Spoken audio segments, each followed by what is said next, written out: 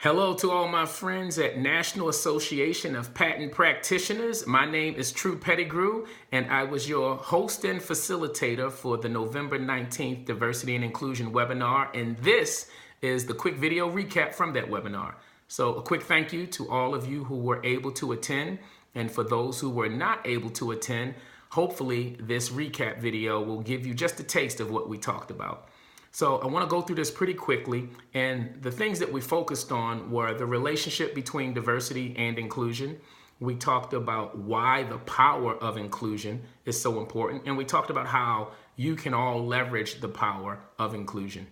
So now let's look at the relationship between diversity and inclusion. And we'll start with diversity, and just by definition, diversity is defined as the state of being different, which means it's a state of being. It does nothing by itself. But that's where we come in, right? Because by definition, inclusion is the act of allowing someone or something to be a part of the larger group or structure. And so that's why it's important that diversity and inclusion always go together.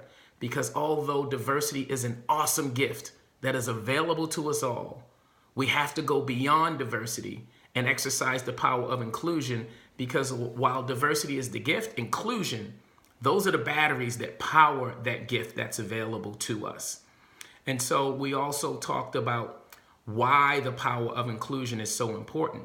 And studies show that when organizations and associations and teams are more inclusive of others and whoever others may be to that dominant majority, whenever organizations are more inclusive of others, that leads to stronger member and employee engagement, increased productivity, and greater profitability.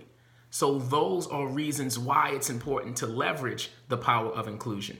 Now, how do we leverage the power of inclusion? We talked about the 4-step MEET model, and that's really based on our willingness and desire to meet people where they are. Not where we want them to be or not where we think they should be, but meeting them where they are. And that 4-step MEET model is an acronym for the word meet. And so the M is to make time to engage. We have to be very intentional and proactive about making time to engage others. That first E is explore similarities and differences. And we all have similarities and differences, and that's okay. We don't want to harp on the differences, but we also want to recognize, embrace, and appreciate that it's through the differences that innovation and creativity is born. That second E is to encourage respect. Let's not be dismissive of other people's realities and experiences just because they are not our own. And then the T, finally, is take responsibility.